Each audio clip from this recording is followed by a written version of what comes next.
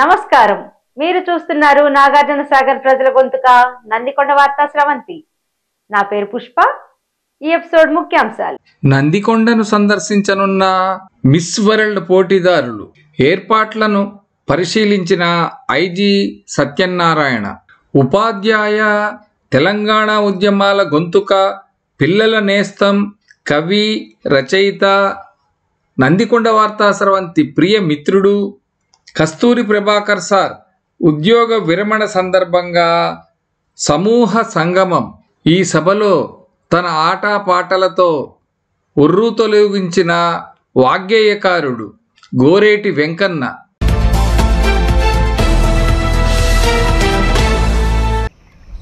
ప్రభుత్వం ఎంతో ప్రతిష్టాత్మకంగా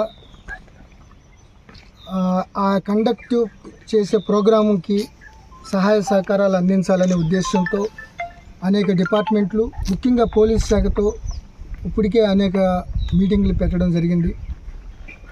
స్వయాన ఆనరబుల్ సీఎం గారే రివ్యూ మీటింగ్ తీసుకుని ఎవరు ఎలా ఏ ఉద్యోగం ఎలా దాన్ని ప్రతిష్టాత్మకంగా పేరొచ్చే విధంగా తెలంగాణ రాష్ట్రానికి, హైదరాబాద్కి, దేశానికి నిర్దేశించడం జరిగింది. ఈ యొక్క పోటీల నేపథ్యంలోనే మే నెల 12వ తారీఖున సాయంత్రం 4:30 నుంచి 7:30 వరకు నాగార్జున సాగర్ దగ్గర ఉన్న, నల్గొండ జిల్లా నాగార్జున సాగర్ దగ్గర ఈ బుద్ధ వనం అనే ఈ యొక్క ప్లేస్లో ఒక 3.5 hours ప్రోగ్రాం ఉంది. ముఖ్యంగా ఆసియా ఖండంలోని గౌతమ బుద్ధుని కల్చర్కి, సంస్కృతికి దగ్గరలో ఉన్న దేశాలకు సంబంధించిన ఈ మిస్ వరల్డ్ కాంపిటీటర్స్ 30 నుంచి 40 మంది వరకు ఆ రోజు ఈ యొక్క బుద్ధ పూర్ణిమ సందర్భంగా 12వ తారీఖున ఈ బుద్ధవనంలో ఈ యొక్క ప్రోగ్రామ్స్లో పార్టిసిపేట్ చేస్తారు. ముందు విజయ విహార్కి రావడం, అక్కడి నుంచి డైరెక్ట్గా బుద్ధ వనానికి రావడం, ఈ మహాస్తూపం ముందు మెడిటేషన్ చేయడం, అట్లాగే బుద్ధిస్ట్ మాంక్స్ రిచువల్స్, చాంట్స్ కార్యక్రమం అయిపోయిన తర్వాత ఈ బుద్ధ సంబంధించిన ఎడ్జసెంట్లో ఈ జాతక వనం అనే దగ్గరలో final program, dinner and audio visuals, AVs అన్నీ ఉంటాయి. ఈ 3.5 గంటల ప్రోగ్రామ్స్లో పోలీసు శాఖ మీద బృహత్తరమైన బాధ్యత ఉంది. రైట్ ఫ్రమ్ ది హైదరాబాద్ నుంచి ఈ బుద్ధవనం వరకు 153 కిలోమీటర్ల స్ట్రెచ్ ఉంది. వాళ్ళు వచ్చేటప్పుడు కానీ వెళ్ళేటప్పుడు కానీ హ్యాజిల్ ఫ్రీ, సౌకర్యవంతమైన, ఎటువంటి అవాంఛనీయ సంఘటనలు జరగకోకుండా రూట్ బందోబస్తు ఎన్ష్యూర్ చేయడంతో పాటు నాగార్జున సాగర్లో ఎంటర్ అయిన దగ్గర నుంచి విజయ విహార్లో వాళ్ళ ఫోటో సెషన్స్, తర్వాత బుద్ధవనంలో కంప్లీట్ వాళ్ళ యొక్క ప్రోగ్రామ్స్కి పటిష్టమైన బందోబస్తు ఏర్పాటు చేయడం జరిగింది. ఎస్పీ నల్గొండ శరత్ చంద్ర పవార్ ఆధ్వర్యంలో Miryalaguda DSP Raju and Devarakonda ASP Monika IPS personal సూపర్వైజన్లో ఈ యొక్క బందోబస్తు ఏర్పాటు చేయడం జరిగింది. సుమారు 1200 నుంచి 1500 వరకు ఎంటైర్ రూట్ బందోబస్తు నుంచి వాళ్ళు వచ్చిన దగ్గర నుంచి వెళ్ళే వరకు చాలా సేఫ్గా పంపించడానికి అన్ని ఏర్పాట్లు చేయడం జరిగింది. ముఖ్యంగా వాళ్ళు ఇంటర్నేషనల్ సంబంధించిన గ్లోబల్ ఈవెంట్కి సంబంధించిన కాంపిటీటర్స్, సో వాళ్ళ యొక్క భద్రత, వాళ్ళ సేఫ్టీ చాలా పోలీస్ శాఖ చాలా ఇంపార్టెంట్, చాలా సిగ్నిఫికెంట్ రెస్పాన్సిబిలిటీ ఉంది మాకు. సో సీఎం సారే పర్సనల్గా ఎక్కడ కూడా ఎటువంటి అవాంఛనీయ సంఘటనలు జరగకోకుండా, ఎక్కడ కూడా వాళ్ళ రొటీన్ విజిట్కి ఎక్కడ కూడా అంతరాయాలు కానీ ఎక్కడ కూడా ఉండకోకుండా ఉండాలని స్ట్రిక్ట్గా ఇన్స్ట్రక్షన్ జారీ చేయడం జరిగింది. ఈ నేపథ్యంలో మేము ఏమేమి ఇష్యూస్ ఉంటాయి అన్నీ కూడా మెటిక్యులస్గా ప్లాన్ చేసి, ముఖ్యంగా యాక్సెస్ కంట్రోల్, ఎవరైతే కలర్డ్ పాసెస్ వాళ్ళ దగ్గరలో మీడియా కానీ, వాళ్ళ రికార్డింగ్స్ సంబంధించిన ఇష్యూస్ కానీ, వాళ్ళ గైడింగ్ కానీ, వీళ్ళందరూ కూడా ఎవరైతే ఆథరైజ్డ్ ఉన్నారో వాళ్ళని మాత్రమే అలౌ చేయడం జరుగుతుంది స్ట్రిక్ట్గా. Except those authorized people, nobody will be allowed. అట్లాగే వాళ్ళ దగ్గర యాక్సెస్ ఉండడానికి కానీ అన్నెసరిగా ఎక్కడ కెమెరాలు పెట్టడం కానీ అన్నీ లేకుండా వాళ్ళ ప్రైవసీ విషయంలో కానీ వాళ్ళ సంబంధించిన సేఫ్టీ విషయంలో కానీ చాలా జాగ్రత్తలు తీసుకుంటున్నాం. ఎక్కడ కూడా మిగతా వాళ్ళు ఎవరు కూడా యాక్సెస్ కంట్రోల్ ఎవరు, ఇంక్లూడింగ్ పోలీస్, ఇంక్లూడింగ్ ఎవరైతే అఫీషియల్స్ కూడా ఎవరైతే కోఆర్డినేట్ చేస్తున్నారో వాళ్ళే ఉంటారు తప్ప, ఆథరైజ్డ్ ఉంటారు తప్ప మిగతా వాళ్ళు ఎవరు ఉండరు. మనందరికీ తెలిసిన విషయమే, ఇది గ్లోబల్ ఈవెంటు, ప్రతి సంవత్సరం జరుగుతూ ఉంటుంది. దేశాలు చాలా ప్రతిష్టాత్మకంగా తీసుకుని ఈ యొక్క ప్రోగ్రామ్స్ని కండక్ట్ చేస్తాయి, ఈ కాంపిటీషన్స్ని. సో ఇది మన దేశంలో పర్టికులర్లీ హైదరాబాదులో జరగటం గవర్నమెంట్ కూడా ఎంతో ప్రతిష్టాత్మకంగా తీసుకుంది. పోలీస్ శాఖ ఇంకా అంకిత భావంతో ఎక్కడ కూడా ఎటువంటి అవాంఛనీయ సంఘటనలు జరగకుండా అన్ని జాగ్రత్తలు తీసుకుంటాం. ముఖ్యంగా కొంతమంది పిలుపునిచ్చారు, నిరసనలు చేస్తాము. కొంతమంది పొలిటికల్ లీడర్లు 1 or 2 MLAs కూడా మీడియాలో చెప్పడం చూసాం. అది ఎట్టి పరిస్థితి వాంఛనీయం కాదు. ఇది వరల్డ్ లెవెల్లో గ్లోబల్ ఈవెంటు, ప్రతి దేశం కూడా ఎంతో ప్రతిష్టాత్మకంగా చేసేదాన్ని మనం కూడా అదే విధంగా చేయాలి. మోరోవర్ వచ్చిన కాంపిటీటర్స్ ఎవరైతే ఒక్కొక్క దేశానికి సంబంధించిన వాళ్ళు ఆల్రెడీ వాళ్ళు సెలెక్ట్ అయిన వాళ్ళు, ఆ దేశానికి సపోజ్ మిస్ మలేషియా, లేకపోతే miss Japan, miss America, miss అట్లా ఫ్రాన్స్ అట్లా ఉంటారన్నమాట.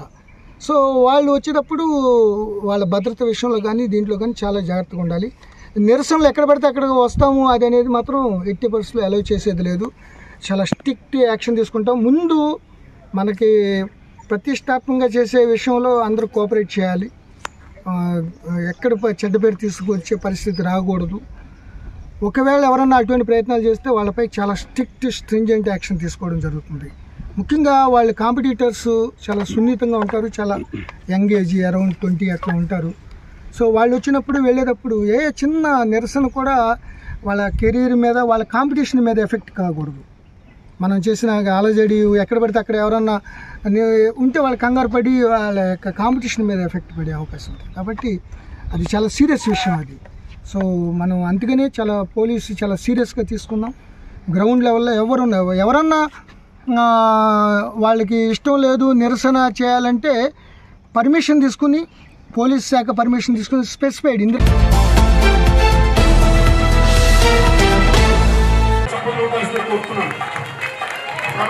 పాఠాలు మన గుర్తులేవు, పిల్లలు గుర్తుంటాయి, కానీ ఆ పాఠాల సాక్షిగా సమాజాన్ని విస్తృతం చేసిన ఇంతమంది ఈ కవిత్వంలో ఉంది.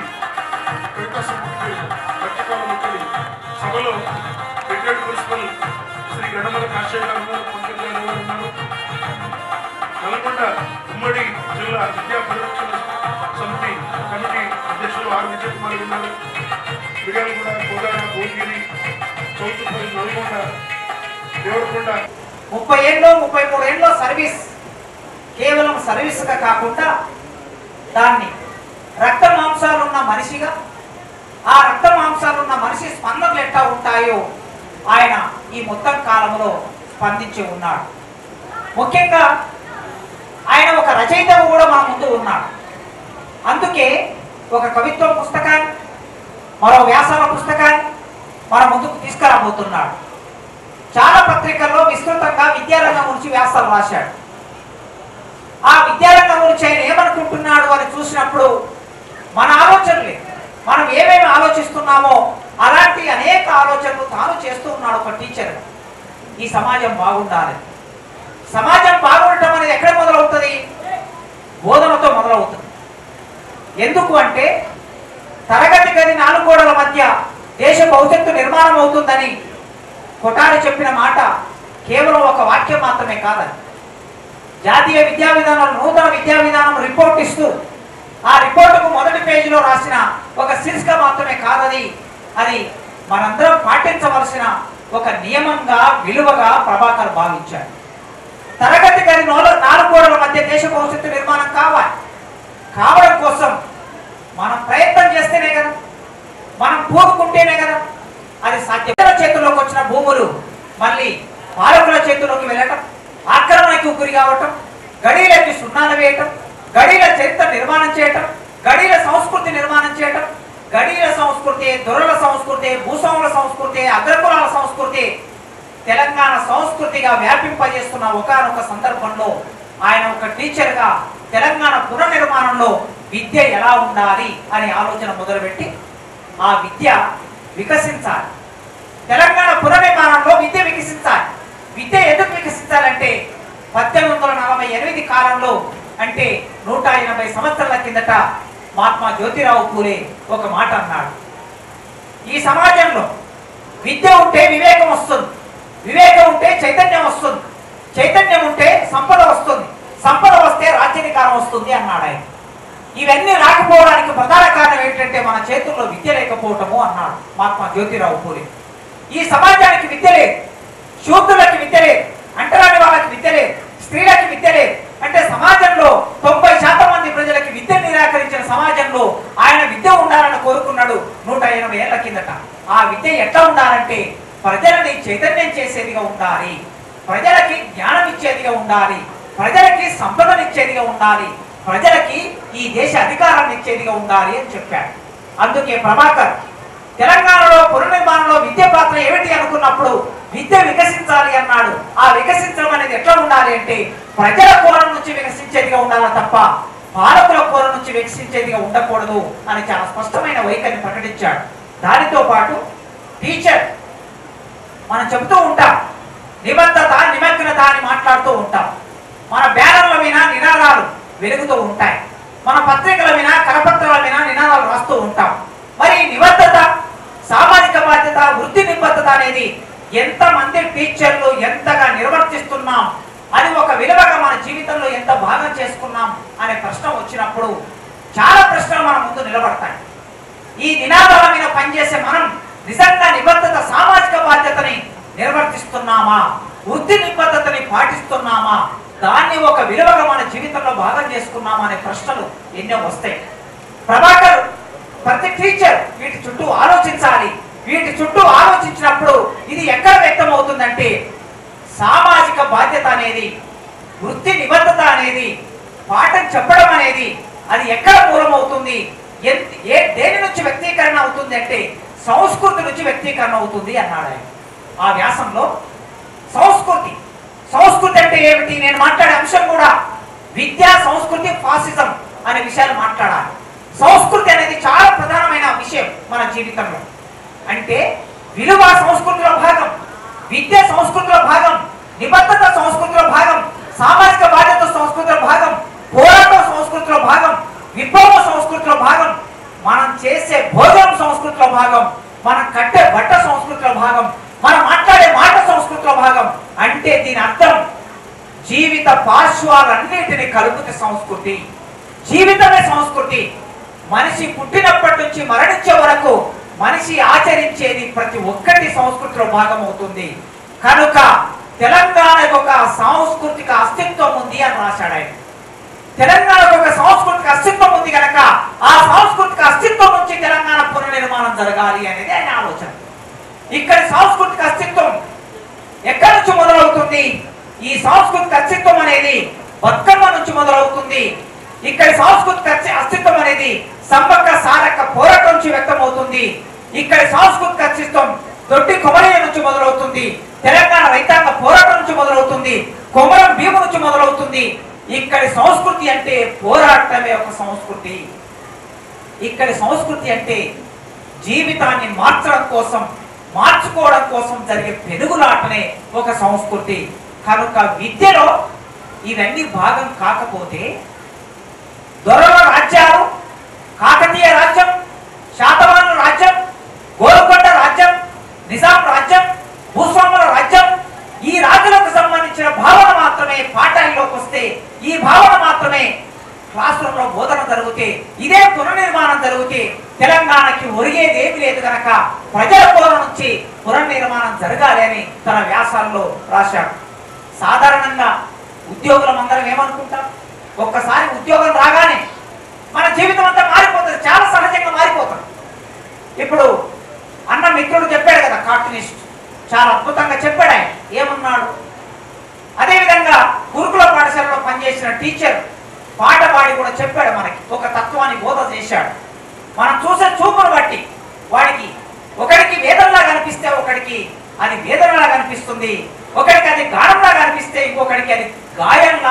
వస్తుంది అనే మాట చెప్పాడు కదా.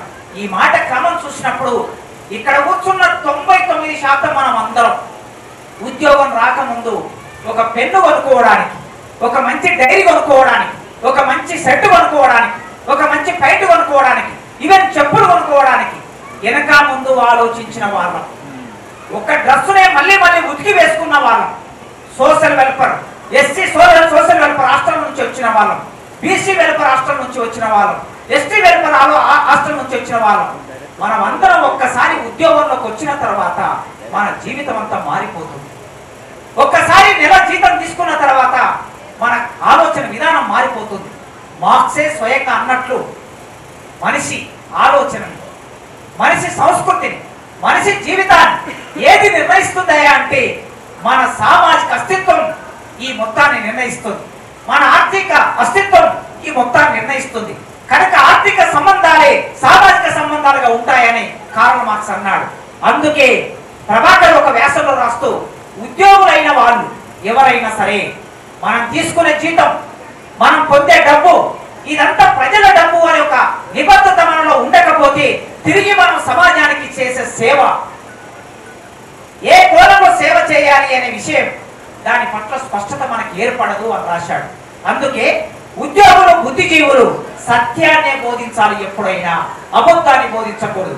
నిజంగా ఈ మాట ఆలోచించినప్పుడు ఈనాటి రోజుల్లో ఒకవైపు ఈ దేశాన్ని ఫాసిజం కమ్ముకుంటున్న రోజుల్లో, దండకారణ్యం నిండా సైన్యం మోహరించిన రోజుల్లో సత్యాన్నే మాట్లాడే బుద్ధిజీవులు, ఉద్యోగులు అయిన వాళ్ళు బుద్ధిజీవులు, ఆలోచించే వాళ్ళు బుద్ధిజీవులు. ఈ బుద్ధిజీవులైన వాళ్ళు తప్పనిసరిగా సమాజంలో ఎడుగురు నిలబడాలంటే పోరాడే ప్రజల వైపు నిలబడాలి, సత్యాన్ని బోధించాలి. ఒక సోక్రటీస్ లాగా, ఒక బ్రూనో లాగా, ఒక కోపర్నికస్ లాగా, ఒక గెలిలియో లాగా, ఒక మార్క్స్ లాగా, ఒక భగత్ సింగ్ లాగా సత్యాన్ని బోధించాలి బుద్ధిజీవులు. అప్పుడే ఈ సమాజాన్ని నిజమైన అర్థంలో మనం దర్శించగలం, నిజమైన అర్థంలో వ్యక్తం చేయగలమని ఆయన భావించాడు. విద్య అంటే విద్యార్థికి ఎలా ఉండాలి? ఇవాళ మనం నేర్పుతున్న విద్యార్థిని ఒక 20 పుస్తకాలు 30 పుస్తకాలు బ్యాగు నిండా పెట్టి ఒక 10-20 కిలోల బ్యాగును 30 కేజీల బరువున్న పిల్లగాడితో మోయిస్తున్నాం. ఇది ఒక బరువుగా భావిస్తున్నాం. ఈ బరువును మార్చాలని మాట్లాడుతున్నాం, అడుగుతున్నాం, పోరాడుతున్నాం. కానీ ప్రభుత్వాలకి ఎరుక లేదు ఇక్కడ కూడా. పైగా రోజు రోజుకు విద్యని ఇంకా తిరోగమన వైపు మార్చడానికి, తిరోగమన వైపు నడిపించడానికి మన పాలకులు ఆలోచన చేస్తున్నారు.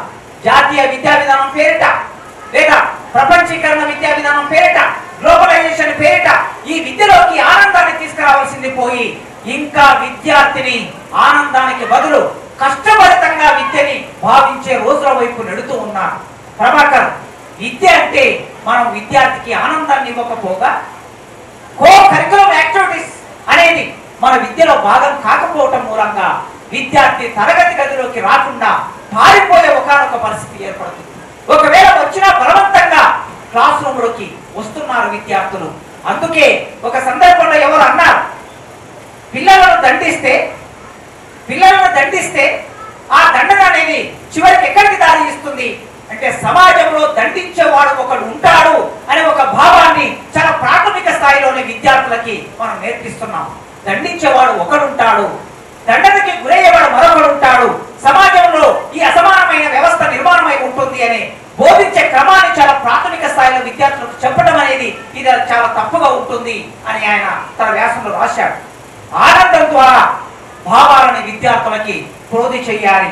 స్కూల్కి వెళ్ళి 5 గంటలకి ఇంటికి వచ్చి ఆ తర్వాత సమయాన్ని సమాజానికి ఇచ్చాడు. లేకపోతే సండే రోజు, సెకండ్ సాటర్డే రోజు సెలవులలో సమాజానికి ఇచ్చాడు.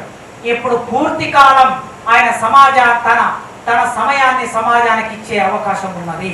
పూర్తి కాలం తన సమయాన్ని సమాజానికి ఇవ్వాలని నేను కోరుకుంటున్నాను. ఈ సందర్భంగా ఇవాళ చాలా అవసరం ఉన్నది. మాట్లాడే వాళ్ళ కొరత ఉన్నది, రాసే వాళ్ళ కొరత ఉన్నది, నాయకత్వం వహించే వాళ్ళ కొరత ఉన్నది. ఆ కొరతని నేను చాలా చూస్తూ ఉన్నాను. రోజుకు ఒక 10 మంది ఫోన్లు చేస్తారు సభలకు రమ్మని. రోజుకు ఒక 10 మంది ఫోన్లు చేస్తే నేను సభలకు వెళ్ళాలనుకుంటే ఇక నేను ఉద్యోగానికి పూర్తి విరామం తీసుకోవాల్సి వస్తుంది. ఇంత అవసరం, ఈ మాట ఎందుకు చెప్తున్నానంటే ఇంత అవసరం మాట్లాడే వాళ్ళ అవసరం ఈ సమాజంలో ఉన్నది. కనుక ఆయన మంచి వక్త, మంచి రచయిత. ఈ లోటును తీర్చడానికి సమాజంలోకి రావాలని, బాధ్యతగా ఉండాలని ఈ సందర్భంలో ఆయన రిటైర్డ్ అవుతున్న ఈ సందర్భంగా మొట్టమొదలైన ఆరోగ్యంగా ఉండాలి. ఏమి అనారోగ్యాలు లేవనుకుంటున్నా నేను, ఆరోగ్యంగా ఉన్నాడు. ఆరోగ్యంగా ఉండడానికి కావలసిన అన్ని జాగ్రత్తలు తీసుకుంటూ ఈ సమాజానికి సేవ చేయాలి. నా తరఫున, నా కుటుంబం తరఫున, విప్లవ రచయితల సంఘం తరఫున ఆయనకు అభినందనలు తెలియజేస్తూ ఇంతటితో ముగిస్తున్నాను. Thank you.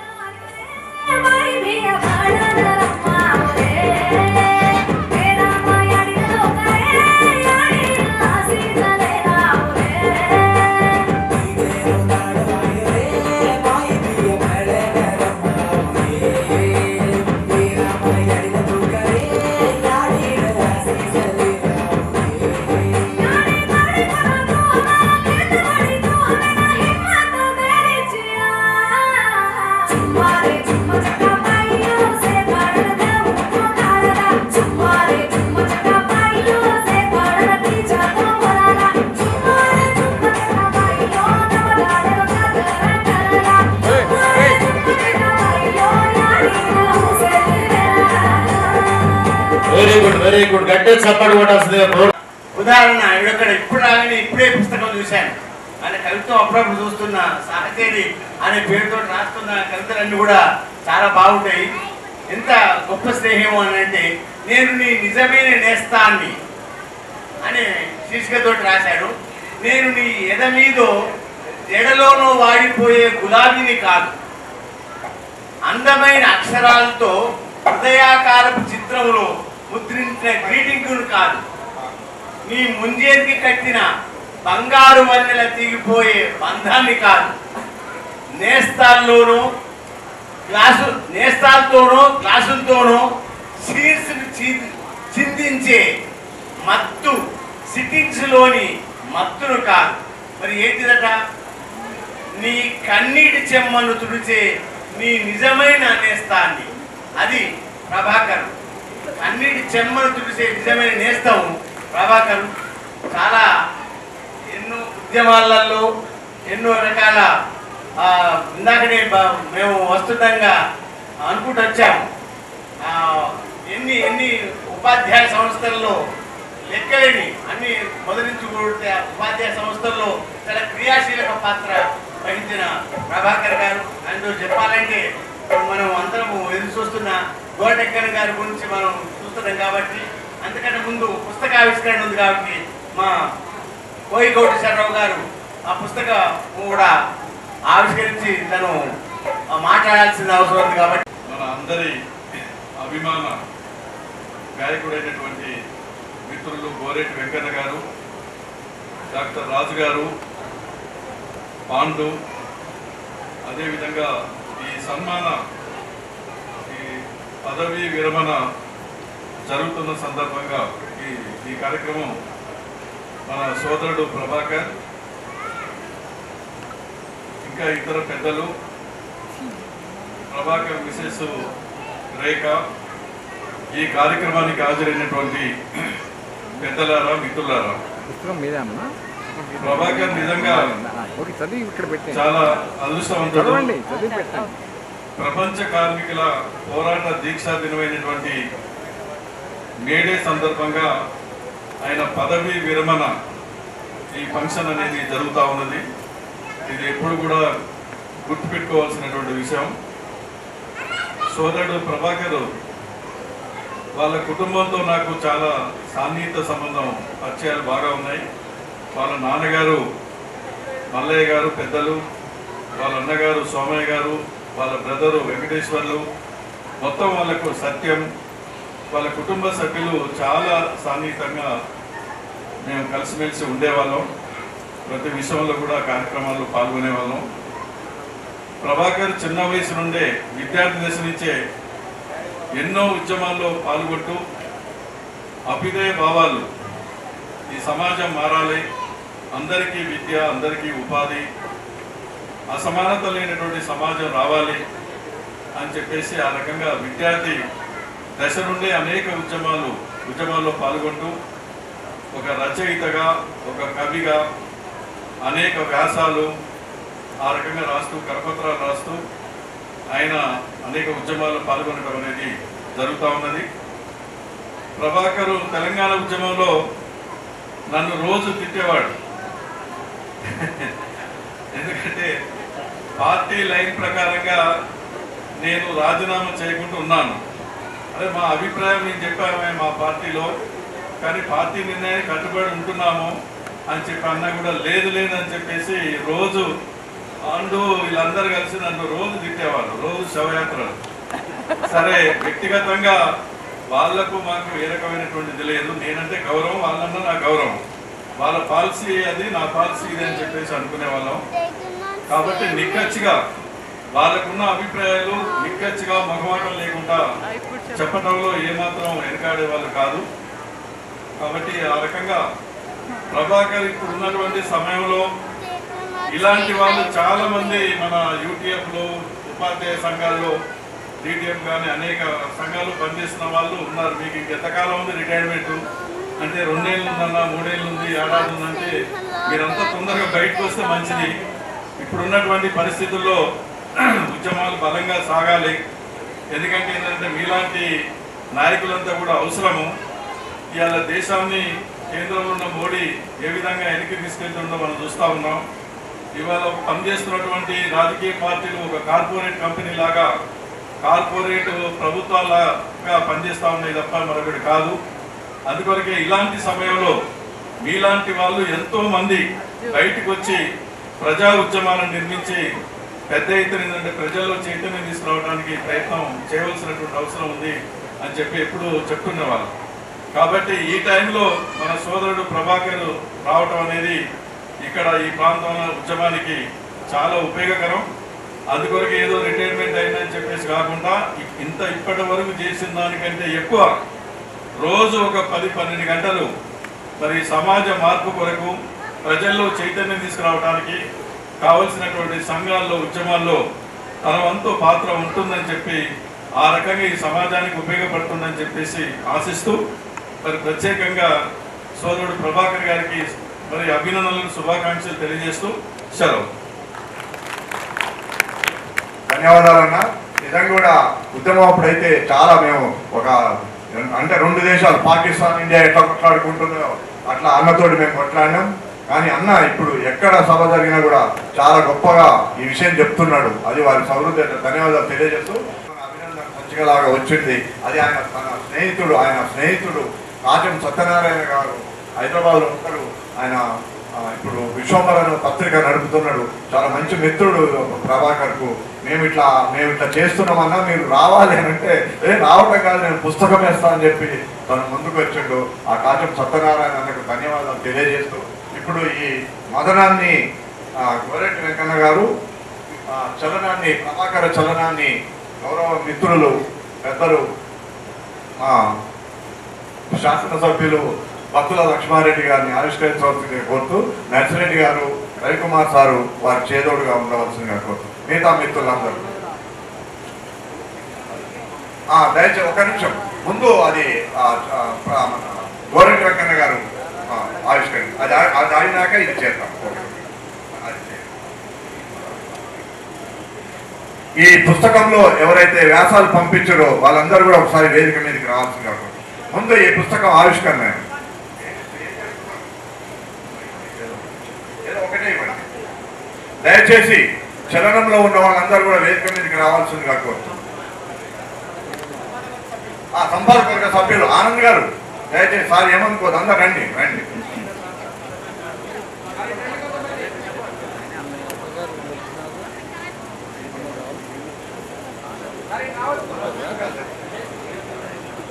వంశీ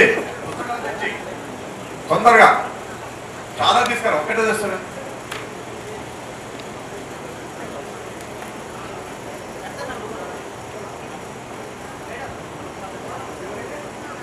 దయచేసి ప్రభాకర చలనంలో పిల్లలు శిశువులు ఇప్పుడు వాళ్ళు పెద్దవాళ్ళు అయి ఉంటారు, అందరూ రావాల్సిందిగా కోరుతున్నా.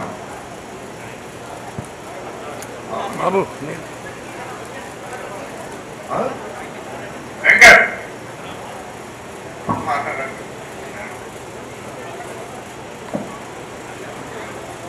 దయచేసి పిల్లలు ఎవరున్నా కూడా రావాలి. అరే బాబు ఎందుకు రాను వరే ప్రభాకర చలనంలో ఉన్నవాళ్ళు వంశీ అజయ్ అందరు నిలబడండి. అంత నిలబడినా నిలబడమ్మా. సృజన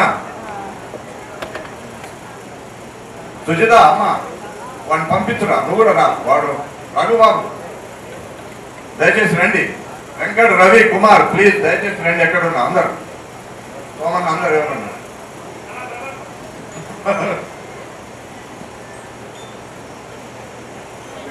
కుమార్ రండి, వెంకట్ రండి, నిలబడండి. ఇట్టండి వెంకట్ ఇట్టా నిలబడండి.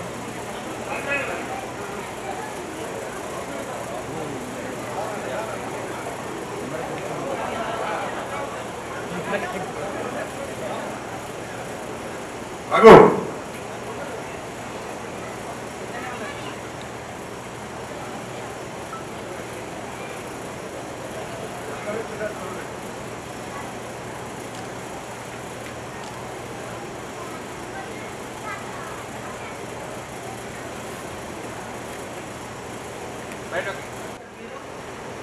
ఎమ్మెల్సీ గారు, మరి సిడి రవికుమార్ గారు, మరి ఈనాడు పదవి విరమణ చేస్తున్నటువంటి ప్రభాకర్ గారు, రేఖ గారు, మరి వేదికను అలంకరించిన ఇతర పెద్దలు, ప్రధానోపాధ్యాయులు అందరికీ నా యొక్క నమస్కారాలు. నా పేరు రత్నమాల. నేను బకర్వాడలో 96లో జాయిన్ అయ్యాను. ఎట్లా అంటే కాలగమనంలో ఏం జరుగుతుందో తెలియదు. నా భర్తకి యాక్సిడెంట్ అయింది. అప్పుడు నేను బిఏ టీపీటీ చేశాను. అయితే నా అదృష్టం కొద్దీ రవికుమార్ గారు ఎల్పీ చైర్మన్గా ఉన్నారు. అప్పుడు మంగారగడ్డలో ఒక పోస్ట్ ఉన్నది, బకర్వాడలో హిందీ పండితుడు. బకర్వాడ నుంచి అయితే అమ్మాయి ఆటో ఎక్కకుండా పోగలుగుతుంది, బంగారగడ్డ అయితే ఎలా పోతుంది అని హిందీ బై పోస్ట్లో వేశాను. వారికి నేను జీవితంలో రుణపడి ఉన్నాను. తర్వాత ఎమ్మెల్సీ నర్సిరెడ్డి అన్న నాకు నా భర్త చనిపోయిన తర్వాత కుటుంబ సమస్యలలో నాకు నా సోదరులు ఇద్దరు ఉన్నారు, కానీ వాళ్ళు ధైర్యం లేదు. అన్న వచ్చి నా తరఫున నాకు న్యాయం చేయించారు. వారికి కూడా చాలా కృతజ్ఞతలు. తర్వాత డాక్టర్ రాజు గారు, వారు గుర్తులేదేమో, నేను మా ఊర్లో పేదవాళ్ళను తీసుకొచ్చాను. 5,000కే పెద్ద ఆపరేషన్ చేశాను. వారంతా ఇచ్చుకుంటారు అంటే అంతే చేశాను. అలా 4-5 పంపారు. మంచిగా ట్రీట్మెంట్ ఇచ్చి వాళ్ళని బాగా చేసి పంపారు. వారికి కూడా ధన్యవాదాలు. మరి ఇక ప్రభాకర్ అన్నది చూస్తే పిల్లల నేస్తం అనేటటువంటి బిరుదు పొందారు. చాలా ఆనందం వేస్తుందన్న. బకర్వాడ పోను అన్నారు. లేదు, మీలాంటి వాళ్ళు వెళ్ళాలని నేను అన్నాను. కానీ వారితో నాకు యాదిపల్లె పరిచయం ఫస్ట్. తర్వాత నేను ప్రమోషన్లో నిర్మనూరుకు వెళ్ళినప్పుడు అన్న అక్కడ ఉన్నారు. నాకంటే చిన్నవాడి కానీ నేను ఎందుకో అన్న అని తెలిసేది. నిజంగా వారి మొహంలో ఎప్పుడు కూడా నేను విచారం చూడలేదు. ఎప్పుడు నవ్వుకుంటూ పిల్లలతో మమేకమై ఒక బాదం చెట్టు ఉండేది మాకు నిర్మనూరులో. ఆ బాదం చెట్టు కింద కూర్చొని పిల్లలందరూ చుట్టూ చేరి మంచిగా వాళ్ళకి ఏం కావాలి అనేసి అడిగి ప్రతి ఒక్కటి విద్యార్థులకు సమకూర్చేవారు. స్టాఫ్ రూమ్లో అస్సలు కూర్చునేవారు కాదు, ఫోన్ చేసేటప్పుడు తప్ప. ఎప్పుడు ఏదో ఒక రాసుకోవడము, ఏదో ఒకటి పాఠశాలలో వెంటనే కార్యక్రమాన్ని నిర్వహించడం వేయడం అనేది 5 నిమిషాలలో ఒక ప్రోగ్రామ్ కండక్ట్ చేసేవారు. ప్రజెంటేషన్స్ వస్తూనే తీసుకొచ్చేవారు. అవి ఎవరికి చెప్పేవారు కాదు. ఫస్ట్ సెకండ్ థర్డ్ ప్రైజ్ కూడా ఇచ్చేవారు. అలా నిజంగా మీ జీవితం ధన్యమైందన్న. నవ్వుతో నా భవిష్యత్తు లాగా ఈ కార్యక్రమాన్ని నిర్వహించారు. అన్నదాత సుఖీభవ, అందరికి కడుపు నిండా భోజనం పెట్టారు. ఇంతమంది అది రేఖ కోరిక. వచ్చిన వాళ్ళందరికీ ఎంత ఖర్చు అయినా పర్వాలేదని వంట ఆయనతో గొడవ పెట్టుకొని చేపలు కావాలి, కూరలు మంచిగా ఉండాలి, ఎలా తేడా రావద్దని చెప్పి ప్రత్యేకంగా మేము 2 రోజులు 3 రోజుల నుంచి అది తప్ప వేరే ఆమె ఇందులో ఏం కోరుకోలేదు. అదొక్కటి మాత్రం వచ్చిన వాళ్ళు పొందినటువంటి మీరెంతో ధన్యులన్న. తర్వాత రేఖ గారికి కూడా చాలా కృతజ్ఞతలు. ఎందుకంటే అన్నకు వెంకటు కుమార్ రవి అందరూ రావాలి, కుటుంబ సోదరులు అందరూ. అక్క రోజులలో 1 గంట 2 గంటలు భర్త ఇంటికి రాకపోతేనే గొడవ పెట్టుకునేటటువంటి స్త్రీ సంఘం ఉన్నది మనది. వారి కోసం ఎంతో సహాయం సహకారాలు అందించినటువంటి వారి జీవితం కూడా చాలా ధన్యమైనది. ఆ జంటను చూస్తే మనము వారిని చూస్తే వారిలాగా మనం కూడా కొంత స్ఫూర్తిని పొంది మనం కూడా సమాజానికి ఏదో చేయాలని మీరందరూ నేను అందరం కూడా ఏదో శక్తివంతంగా సామాజిక స్పృహ కలిగి ఉండాలని నాకు ఈ అవకాశం ఇచ్చినందుకు చాలా ధన్యవాదాలు. నేను 2 రోజుల నుంచి ఒక విషయాన్ని గమనించిన, దయచేసి నేను అందరినీ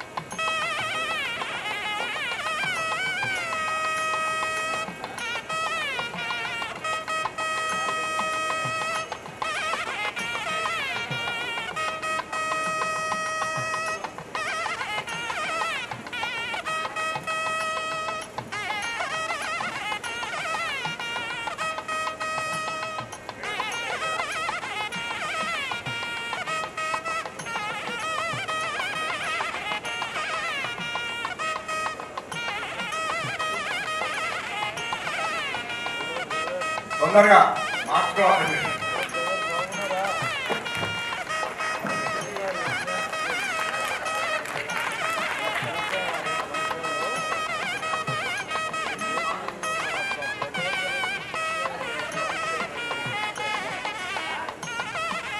హలో,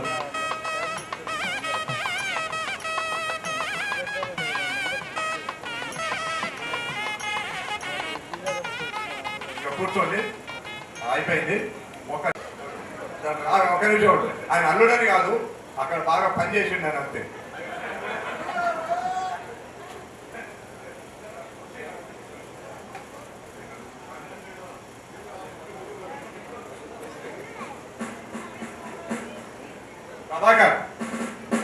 ప్రభాకర్ అవన్నీ పక్కన పెట్టేశాడు. దయచేసి 1 నిమిషం ఆగండి.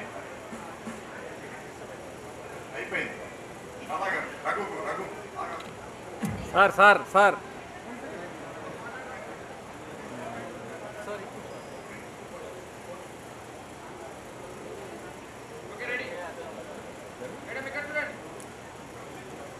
రఘు మనం వెళ్ళిపోవాలి. 1 year రఘుకు రేఖా మన ప్రభాకర్ వచ్చిన దాన్ని బాగా పనిచేసిండు. అమ్మిన అందరికంటే శ్రమ నిజంగా కూడా చెమటలు వచ్చేటట్టు పనిచేసాడు.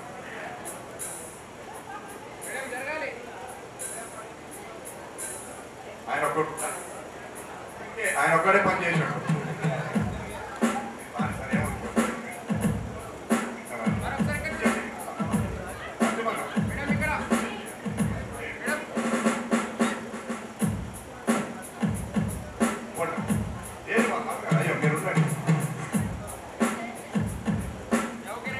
మీరు కూడా ఆదర్శంగా వాళ్ళ బాబుని అడగంగానే ఆ పెళ్లి చేసేసి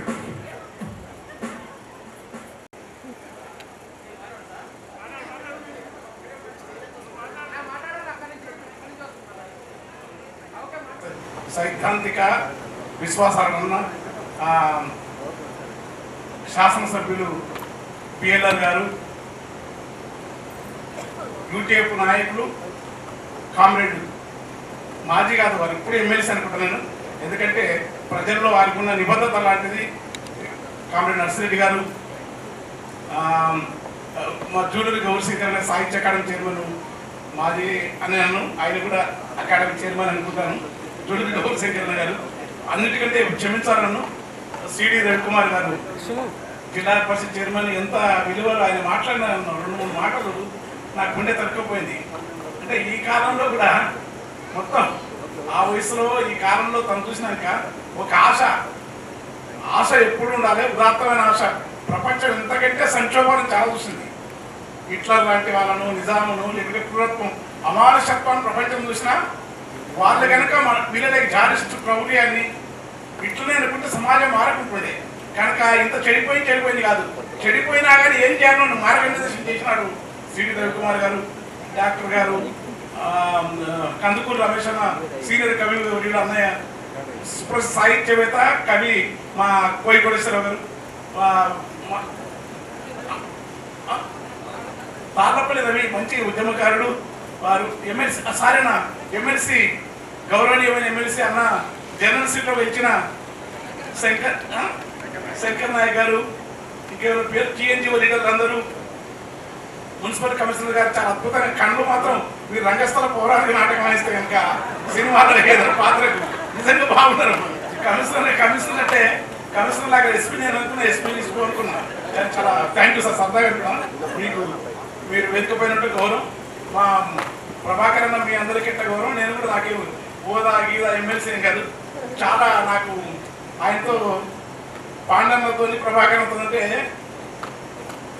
మీరెట్లో నాకు ఆయన ఇప్పుడు చాలా నచ్చాంశంటే వాళ్ళిద్దరు మన కోపం ఉండదు ముఖంలో, ఫస్ట్ ఎప్పుడు నవ్వుతూనే ఉంటారు. కానీ తమ సామూహికమైన కోపం కానీ ఆవేశం కానీ సమాజం కోసం ఆవేశపడతారు. వ్యక్తిగతంగా ఎప్పుడు ఏ సందర్భం లేని గొప్ప ప్రజా ఉద్యమ ఉపాధ్యాయుడు ఆయన ప్రభాకర్ అన్న.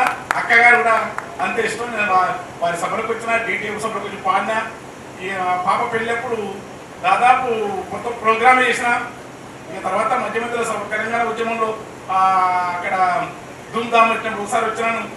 ఇదంతా వేరు. కానీ అన్నిటికంటే ఏంటంటే మీరందరూ చెప్తుంటే, ప్రభాకర్ అన్న గురించి చెప్తుంటే,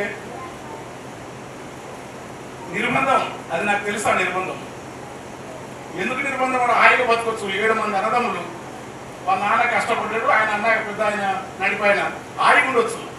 పాండురంగారావు గారు ఎందుకు మనం పడాలంటే మన కోసం మనం బతకడం అనేది గొప్ప పని అని చెప్పి తెలుసు. మనిషి ఏంటంటే మన కోసం వాడు బతుకున్నాడు కదా. ఎంత బతికితే తింటావు, కట్టుకుంటావు, ఇల్లు కట్టుకుంటావు, ఆస్తులను చిట్టీలు వేసుకుంటావు, అదైతే. కానీ సమాజం గురించి ఆలోచించాలని చెప్పిండ్రు గౌరశంకర్ కానీ ఆ పెద్ద ఆయన కానీ. ఒక మాట చెప్పినాడు, గ్రామ్సీ గురించి మాట్లాడినాడు నాగయ్య గారు. వైయక్తికమైన చైతన్యం నుంచి సామాజిక అంటే ముక్తకంఠంలోకి రావాలని, ఆ ముక్తకంఠంలోకి రావాలని గ్రామ్సీని తీసుకొచ్చాను. గ్రామ్సీ వాళ్ళ సామాజిక పరిస్థితులకు అవసరమే కాదు, ప్రపంచవ్యాప్తంగా గ్రామ్సీ యొక్క ప్రాసంగికత ఉందని సభలో చాలా అర్థమయ్యేట్టు చెప్పినాడు. ఇప్పుడు నేను ఉపన్యాసంలో పోయి మిమ్మల్ని ఇబ్బంది పెట్టు, కానీ ఒక్కటే మాట చెప్తా. చికాగో నగరంలో శ్రామికులను ఎత్తిన తడిసి మెరిసిన ఎర్ర జెండా త్యాగాల సాక్షిగా పెరిగిన పని గంటలు కూడా ఇవాళ కథం చేసే కార్యక్రమం మొదలైంది. విద్య అనేది పిల్లలను ఒకనాడే ఉన్నది భూమి నుంచి దిగి వచ్చిన దేవత మూర్తులుగా ప్రణమిల్లాలి. బుద్ధుని అంశక ప్రతిరూపాలుగా భూమి మీద దర్శించాలి. పిల్లలంటే భగవత్ స్వరూపులు అని చెప్పినాడు. ఎవరి మాట నేనే కాదు, సర్వేపల్లి రాధాకృష్ణ కాదు, రమణ యోగి లాంటి వాళ్ళు, షిరిడి సాయిబాబా లాంటి వాళ్ళు చెప్పారు. కానీ పిల్లలని ఇప్పుడు రేపు అంటే పిల్లలలో మత మాత్సర్యాలు పిల్లల్లో ఏముండవు కదా, వాళ్ళను కూడా శిక్షించే విద్యా విధానం తేలిక తయారు చేస్తున్నారు. పిల్లల వాళ్ళ సామాజిక ఆర్థిక స్థాయిలు సామాజిక నేపథ్యంతో పాఠశాల ఏర్పడే స్థాయిలు ఏర్పాటు చేస్తున్నారు.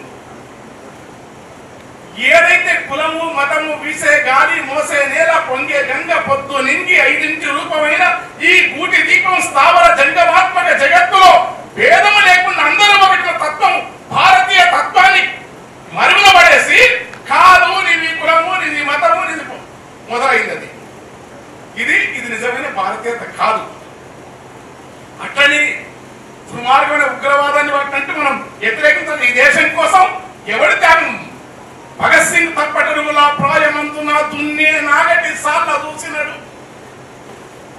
తప్పటడుగులా ప్రాయమంతున దున్నే నాగటి సార్ల చూసినాడు. పంటలిచ్చగా విత్తుల బదులు తుపాకి ముక్కర నాటమన్నాడు భగత్ సింగ్. ఆ మాట విన్న నీ తల్లి భారతి కన్నందుకు తను ధన్యమైతుందని నా పిడికెడు దేహము పూడిదైనా సరే నమ్మిన అసహ్య మొదలనన్నాడు. ఉరికొయ్యలపై ఉయ్యాలుగిన వీరుడా మా భగత్ సింగ్ మా అన్నయ్య. ఉరికొయ్యలపై ఉయ్యాలుగిన భగత్ సింగ్ మా అన్నయ్య.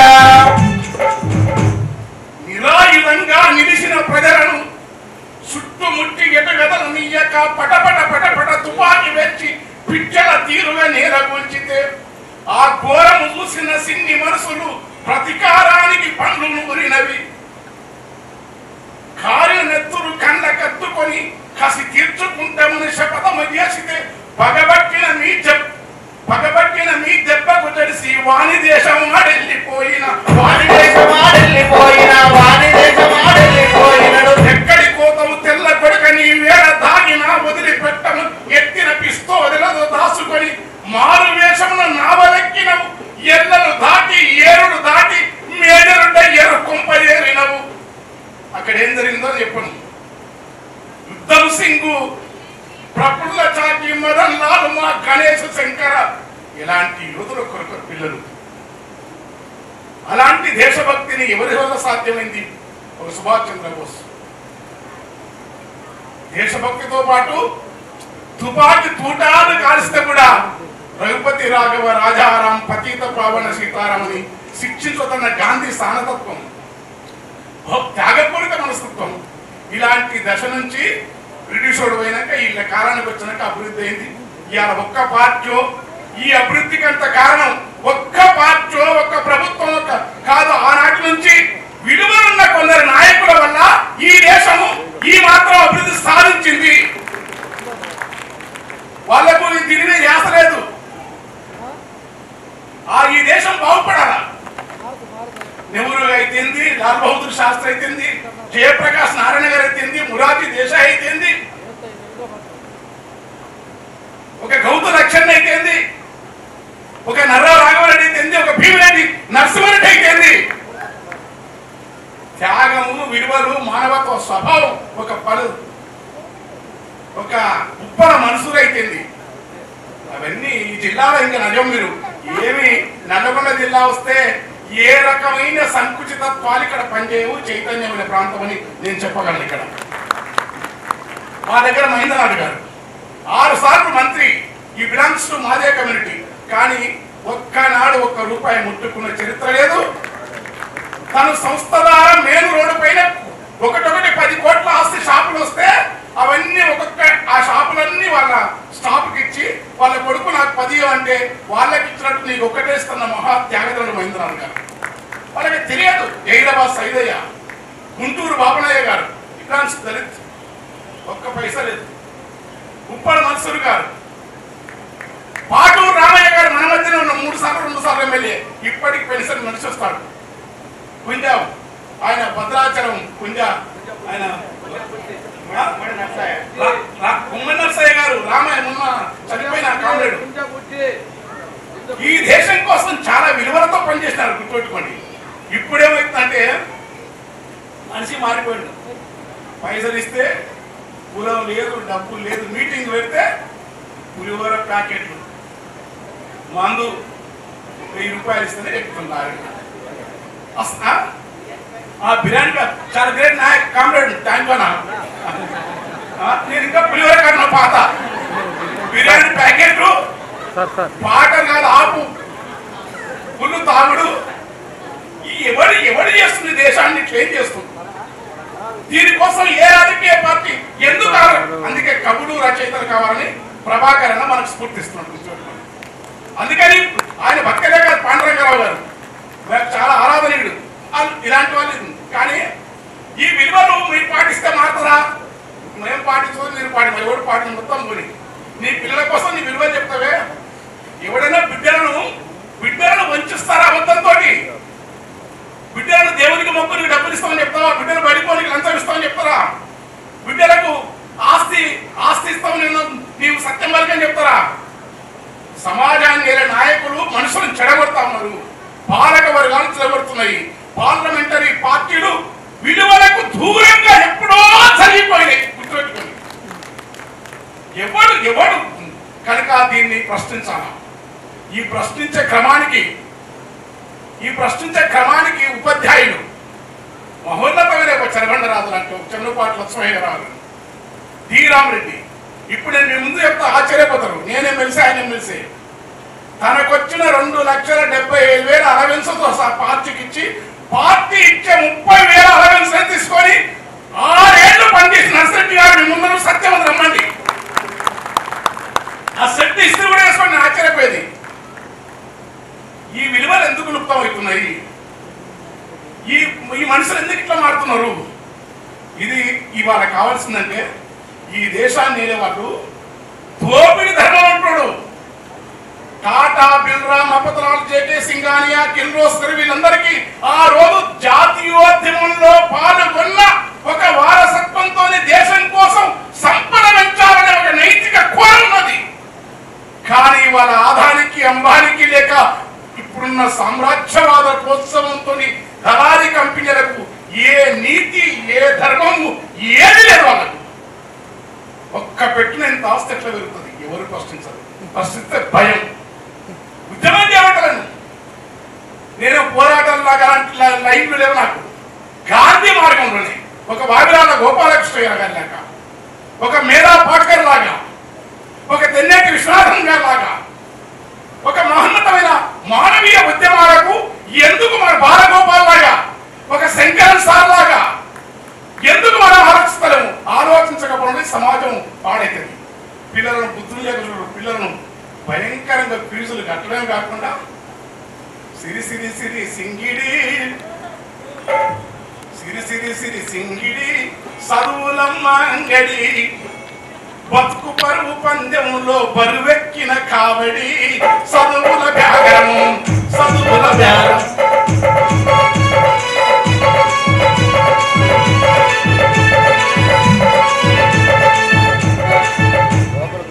నాకు కొంచెం నా ట్రూప్ కొట్టిన డబ్బు కొట్టి మొత్తం సిరి సిరి సిరి సింగిడి సిరి సిరి సిరి సింగిడి చదువులమ్మ బతుకు పరువు పందెంలో బరువెక్కిన కావడి.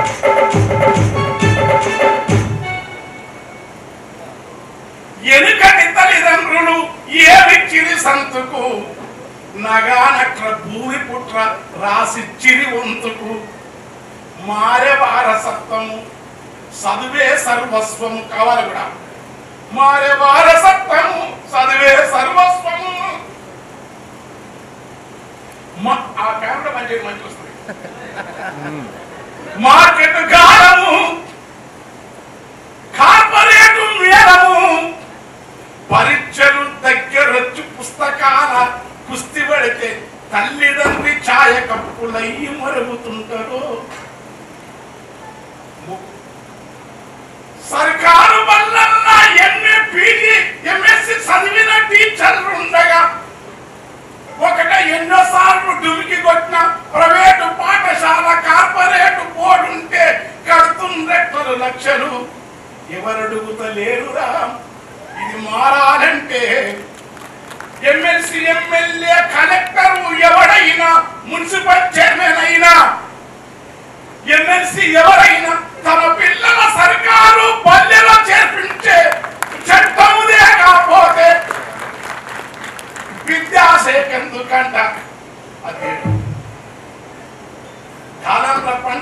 మంది బిడ్డ బతుకు పండాలని అమెరికా వీసా దొరికి అదే మురిసిపోతారా? కానీ అమెరికా పోయి ఏమి చేస్తారు అసలు తెలుసుకుంటారా? ఈడున్న పుల్ల తీసి ఆరేయని పోరగాడు హోటళ్ళ కప్పులన్నీ ఎత్తుతుంటే కన్నీటితో కరిగిపోయినా గాని పెట్టుబడిదారి దేశం అది, దొంగలకు సత్తి కట్టే దోపిడి దేశం పైన శ్రమ నేర్పుతున్నది. ఈ దేశంలో అదే శ్రమను ఈడ నేర్పి కులం మతం తేడలేక ఆదివారము నాడు బడి బందున్న రోజు మేకల ఎంట ఒకడు కూరగాడు ఓడురా. తండ్రి ఛాయ కొట్టు కాడ పాను దెబ్బ కాడుంటే పాను పత్త కట్టేది పని వీనికి రాదురా. ఛాయ కొట్ట పాను దెబ్బ శాతనే దండవోని పెట్టుబడి లేకపోతే పట్టుకోడు నాగలి పనికి దూరం చేసే చదువు కాదురా. పనిలోనే చదువుంటే అదే ప్రగతి చదువురా, అదే ప్రగతి చదువు. సిరి సింగిని చదువులమ్మంగని బంధములు తెల్లంటారు పాము. నేను చెప్తా మా అమ్మమ్మ కోనని నల్ల నిమిషమే దాగి ఉన్నది మప్పు ఓలే నలుపున్న బర్రెలో తెల్లని పాలాధారున్నవి.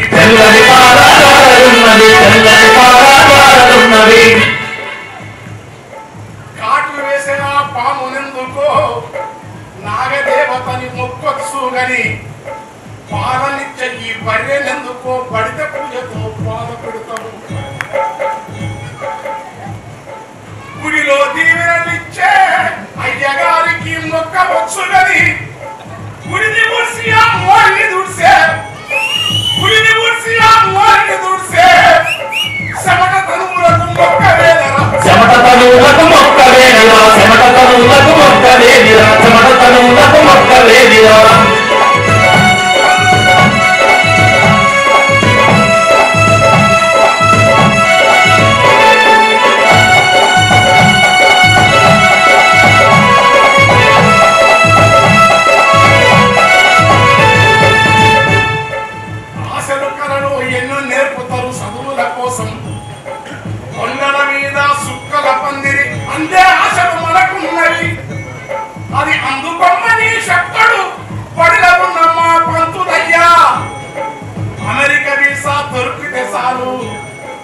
అంతకంటే ఇక ఏమీ లేదని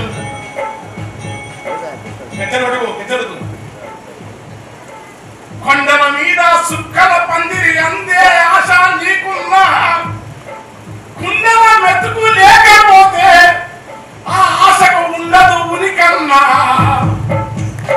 ఆ కుండల మెతుకును ఎవరు తీస్తారు? చెమట రైతన్నా చెమట పట్టులో నీ కడుపుకు అన్నము ప్రసాదం అవుతుంది. రైతులు మొక్కని చదువునందుకు చెమటను తీర్థము ఎంచబెందుకు ముడుపులు కడతావు. ముడుపు కట్టితే కోరిక తీరని మురిసిపోయి నువ్వు ముడుపు కడతావు. పొలుపు చేసితే పొరుగులు వస్తాయని కోరి నీవు కొలుపు చేస్తావు. గుడి ముందలి గండముల మునిగితే కోరికలన్నీ తీరిపోతాయని తీరున లేదో వద్దనను గని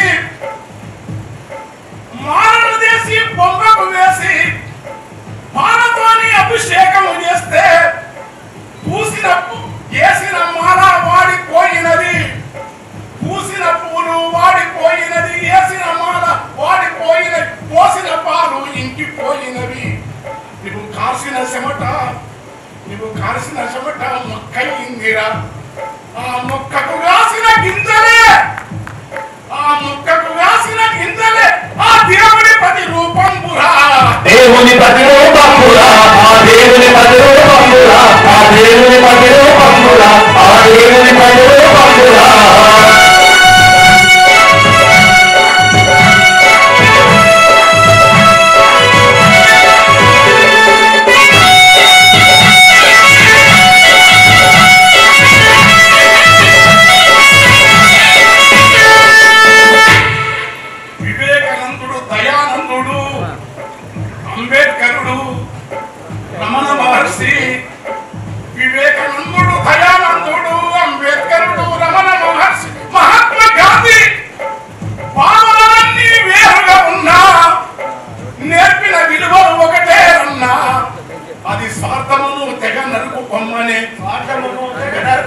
పొమ్మని స్వాతమును తెగనడుపు పొమ్మని స్వాతమును తెగనడుపు పొమ్మని స్ఫూర్తి కదా మన కొదిలి వెళ్ళివి సుందరయ్యవు సుందరయ్య ఏ పాట అయితేమి సుందరయ్య ఏ పాట అయితేమి వాజ్పేయి ఏ సంఘమైతేనేమి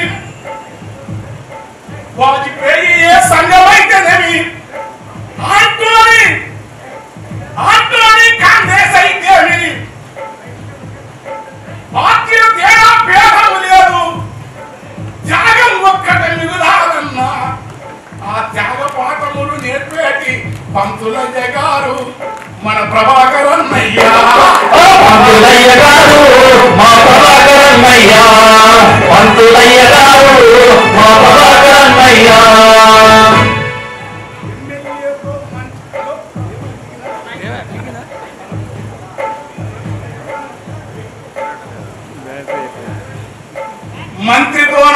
మంత్రితోన మరి మంచిగా ఉంటే ఎన్నో పనులు శ్రమలు అవుతాయి ఎమ్మెల్యే గారంట తిరిగితే ఏది నీకు ఎదురున్నదు గాని ఆ ఎమ్మెల్యేతో మంత్రితో నువ్వు ఎంత మంచిగా తిరిగిన గాని ఆ పేదల కష్టము చెప్పకపోతే ఆ చెలిమికి అర్థము లేనే లేదు అది చెప్పేటందుకే ప్రభాకరన్న చేపట్టిండు ఉత్తమ జెండా చేపట్టిండు ఉత్తమ జెండా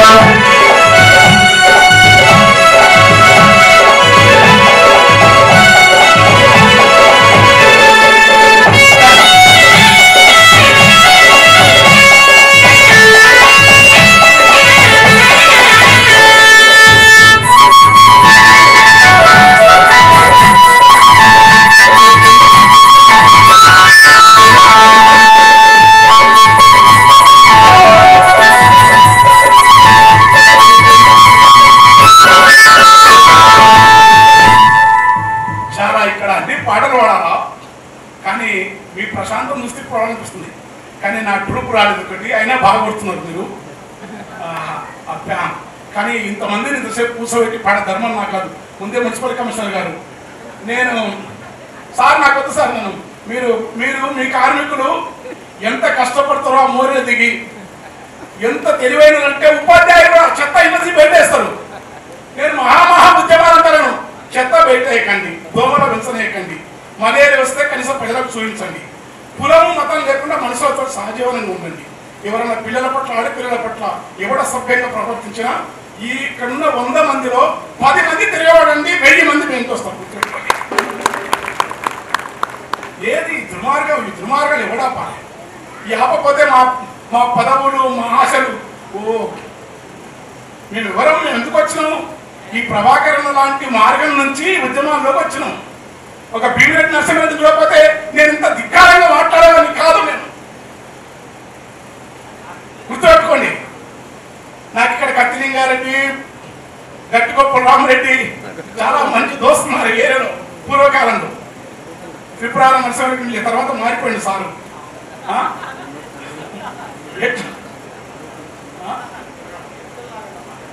అరే ఇక మరి పేరుతో అయింది ఓకే సార్ నేను పాడతా ఎందుకంటే ఈ కాలం అద్భుతమైంది చల్లని అల్లన పిల్లగా అల్లనే ఇంకో పైన పెట్టినారు మొత్తం అయిపోయింది ఈ మైకులు కలవద్దా ఎవడో పైన అయిపోయింది ఎవడో పెట్టిన కోపం వచ్చింది ఆయన మైక్ ఆయన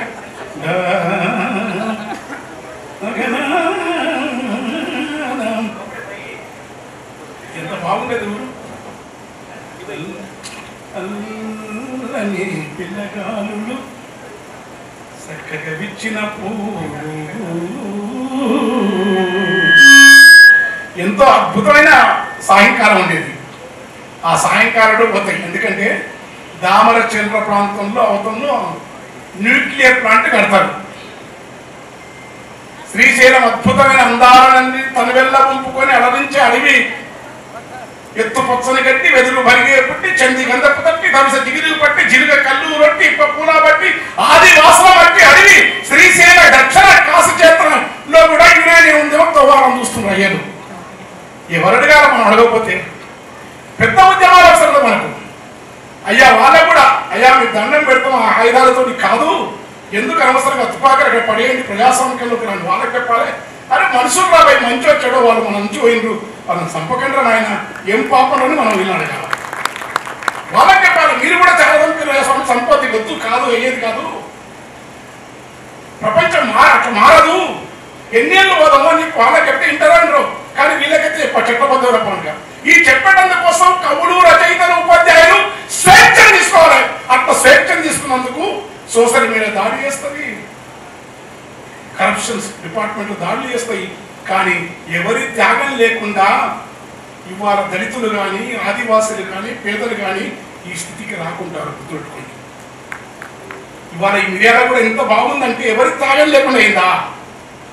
ఇక్కడ నీళ్ళు రావాలంటే ఎంత పోరాటం జరిగి ఉంటుంది. గుర్తుపెట్టుకోండి.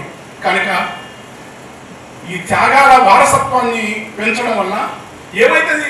క్యాన్సర్ వచ్చి వస్తాడు, పాంగస్ వస్తాడు, మళ్ళీ డెంగ్యూ వచ్చి వస్తాడు. సావు అనేది చాలా చిన్న విషయం, అది జీవితం అనేది చాలా చిన్న జీవితం. ఈ జీవితాన్ని అద్భుతంగా ఒక సూర్యోదయం లాగా, సూర్యకాంతిలాగా, నక్షత్రం పాలపుంతల్లాగా, పరుల కోసం హితం కోసం బతికే మహోన్నతమైన వేదనలాగా, వీరధర్మంలాగా, కబీర్లాగా, నామదేవులాగా, తుకారంలాగా మహోన్నతమైన పోరాట వారసత్వం త్యాగంతో బుద్ధుల్లాగా బతికే చైతన్యాన్ని ఇవ్వండి. కూడేలాగా ఈ పదవులు మా కవులను ఎంతో పదవులు రావాలి, బీసీలకు పదవులు రావాలి, ఎస్సీలకు వెనకాల అవన్నీ రావాలి. పదవులు వచ్చిన ప్రతివాడు కూడా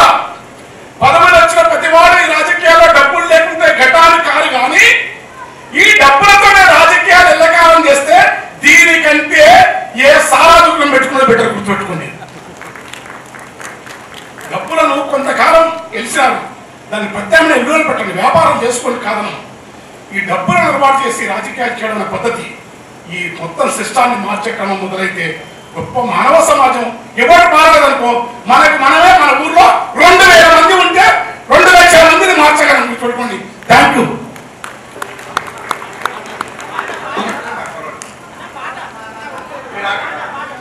మిత్రులారా,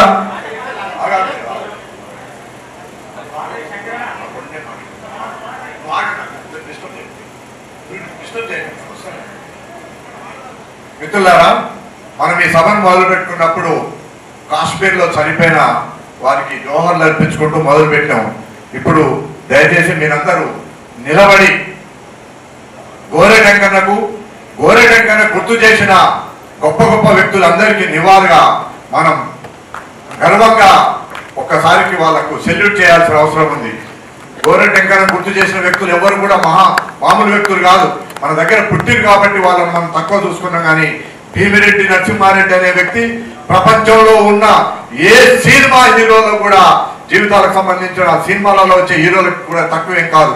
ఆ 18 ఏళ్ల వయసులో ఆయన చేసిన పోరాటం. కానీ పాలమూరు జిల్లాలో మహేంద్రనాథ్ అనే ఒక గొప్ప వ్యక్తిని మనం నిజంగా చెప్పాలి అంటే అమెరికాకు సంబంధించిన అబ్రహాం లింకన్ తో పోల్చవచ్చు. నేను ఆయన చిన్నప్పుడు చూసిన మన నిమ్మల రాములు గారు ఇట్లాంటి అనేక వందల మందిని ఇప్పుడు అన్న గుర్తు చేశారు. ధర్మభిక్షం గారు ఎట్లాంటి మహానుభావులు ఈ నేల మీద పుట్టిరు. వాళ్ళందరికీ కూడా వాళ్ళందరి స్ఫూర్తితోటి ఇవాళ ఈ ప్రభాకర్ ఇక్కడ పెట్టి సభ పెట్టినందుకు వాళ్ళందరి స్ఫూర్తిని తీసుకొని మనం మన భవిష్యత్తును, మన తరాలను, మన పిల్లల్ని కాపాడుకోవాల్సిన అవసరం ఉంది. ఇవాళ గంజాయికి అలవాటు అయిన వాళ్ళు, మొత్తం మాదక ద్రవ్యాలకు అలవాటు అయిన వాళ్ళు, తల్లిదండ్రులను చంపుతున్న వాళ్ళు, స్నేహితురాలను చంపుతున్న వాళ్ళు, ఇన్ని రకాల వ్యసనాలకు కారణమైన ఈ వ్యవస్థను కూలగొట్టి ఒక మంచి మానవీయమైన సమాజానికి మనం కలలు కనాలి. కులం మతం లేకుండా మనుషులందరూ ఒక్కటే అనే ఒక గొప్ప భావంతో మనందరం ముందుకు పోవాలని ఆ మహానుభావుని గుర్తు చేసిన గోరెటెంకన్నకు నిజానికి కాలు మొక్కితే అది ఒక రకమైన అవమానంగా ఉంటుందేమో. కానీ నేనైతే చాలాసేపటి నుంచి ఆయన కాళ్ళ కాడ పారాడుతున్నా. గోరెటెంకన్న అంటే ఇప్పుడు గోరెటెంకన్న గుర్తు చేసిన ఆ వందలాది మంది మహానుభావులకు నేను శిరస్సు ఉంచి నమస్కరిస్తున్నా.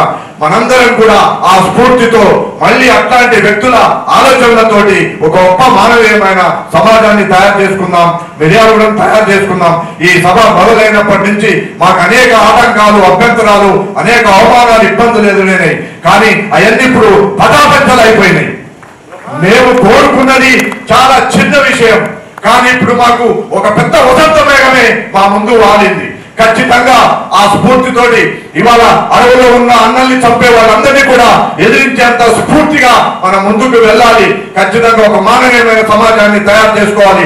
మనం ఏం తప్పులు చేయట్లేదు, తప్పులు చేసే వాళ్ళను నిలదీయాల్సిందే అని చెప్పి కోరుకుంటూ అన్న గోరెడ్డి వెంకన్న, నిజంగా నాకైతే ఇప్పుడు దుఃఖంగా ఉంది. ఎంత పొంగి పొంగి ఏడుస్తున్నాను మనసులో. ఎట్లాంటి విలువల్ని పోగొట్టుకుని, అట్లాంటి మనుషుల్ని పోగొట్టుకుని, ఎట్లాంటి మనుషుల మధ్యలో జీవిస్తున్నాము. ఈ మనుషులందరూ అంతరించిపోయి మళ్ళీ ఒక మానవీయమైన సమాజం రావాలని కోరుకుంటున్నాను. ప్రభాకర్ నిజంగా చాలా తపన పడ్డాడు, అందరినీ పెంచుకోవాలనుకున్నాడు. ఎంతగా పరిగెత్తుకొచ్చాడు గౌరీశంకర్ అన్న. ఆ విలువ మనకు అర్థం కాదు. ఎక్కడి నుంచి పక్కన ఉండి రావడానికి మనకు చాలా ఆహారాలు వస్తాయి, కానీ అన్ని పటాపంచలు చేసి వచ్చారు. ఎమ్మెల్యే గారు విజయవాడలో ఉన్నారు, వాళ్ళ బంధువులు ఎవరు చనిపోయారు, అయినా కూడా పిలవగానే వచ్చును. అన్న అడిదేవులపల్లి ఉన్నాడు, వచ్చేసిండు. ఎందుకనంటే ఒక మానవీయమైన కోణంతో పనిచేస్తున్న ప్రభాకర్ కు అందరూ మనం మద్దతుగా ఉండాలి. ఇవాళ ప్రభాకర్ రిటైర్మెంట్ అవ్వడం అంటే ఆయన మళ్ళీ అట్లాంటి సామాజికంలోకి పోవాలని అనుకున్నాడు. ఈ సభకు ఇచ్చేసిన మీరందరూ కూడా, నిజానికి మీరు అందరు ఎందుకు ఇక్కడ కూర్చున్నారంటే మీ అందరిలో హృదయాల్లో అది నిండి ఉన్నది. లేకపోతే ఇక్కడ కూర్చో ఇంత ఉక్కపోతకు వచ్చినప్పటి నుంచి ఒకటే ఉక్కపోత, అసలు భరించలేనంత ఉక్కపోత. అయినా ఈ చివరి క్షణం వరకు కూడా కూర్చున్న మీ అందరికి కూడా నేను నమస్కరిస్తూ ఈ సభలో చివరి అంశంగా ప్రభాకర్ ఆత్మీయమైన మిత్రులందరూ కూడా ఆత్మీయ ఆలింగనాలు చేసుకొని ఆ తోటి మాట్లాడుకొని ప్రభాకర్ కూడా ముగింపుగా మాట్లాడతాడు. బయట పాపం ఉదయం నుంచి విజయ్ ఆ పిల్లలు అద్భుతమైన పిల్లలు, మనం మిర్యాలగూడెంలో ఇంత అద్భుతమైన పిల్లలు ఉన్నారా? పిల్లలందరూ గౌతమ బుద్ధుడి బొమ్మ గీసారు, అంబేద్కర్ బొమ్మ గీసిరు, ప్రకృతిని బొమ్మలుగా గీసిరు. ఎంత గొప్ప పిల్లలు వాళ్ళు, ఎంత గొప్ప మనుషులు వాళ్ళు. అట్లాంటి గొప్ప పిల్లలందరికీ కూడా నమస్కరిస్తుడు. అట్లాంటి గొప్ప పిల్లల కోసమే మనం పనిచేయాలి. మన మిర్యాలగూడెంలో ఒక మంచి వాతావరణం ఏర్పాటు చేయాలి. అన్నను, ఎమ్మెల్యే గారిని, గౌరీశంకర్ను, రవికుమార్ సార్, నర్సిరెడ్డి గారిని, శంకరన్నను అందరం వెళ్ళి ఆ పిల్లల్ని అభినందిద్దాం. ఆ పిల్లలకు ఒక మద్దతునికి అయిద్దాం. ఇంకొక 10 నిమిషాల్లో ఈ సభ ముగుస్తుంది. ఈ సభ ముగిసే ముందు ప్రభాకర్ అన్న మాట్లాడతాడు. ప్రభాకర్ అన్నకు మీరందరూ ఎంత ఆత్మీయంగా వచ్చారో ఆత్మీయందరికీ నేను నిజంగా కూడా మీ అందరికీ కూడా నేను శిరస్సు వచ్చి నమస్కరిస్తున్నా. గోరెటెంకన్ననైతే నేను నా జీవితంలో ఈ క్షణంలో నాకు ఆయన ఇచ్చిన అద్భుతమైన శక్తి నాకు చాలా బలాన్ని ఇచ్చింది. ఆ బలంతో నేను ఇంకా బలంగా పనిచేస్తాను. ఎక్కడో ఒక చోట నన్ను వాళ్ళ మాటలు అంటున్నారు, వీళ్ళ మాటలు అంటున్నారని ఒక నిరాశ నిస్పృహలతోటి నేనేమన్నా తప్పుగా ప్రవర్తిస్తున్నానేమో అనుకున్నాను, కానీ లేదు, నేను ఖచ్చితంగా ఇంకా పని చేయాలి. పనే నాకు ఆయువు, పనే నాకు ఆయుష్ అని భావిస్తూ ప్రభాకర్ అన్న మాట్లాడవలసిందిగా కోరుతున్నాను. మిత్రులారా ఒక్క నిమిషం కూర్చోండి ప్లీజ్.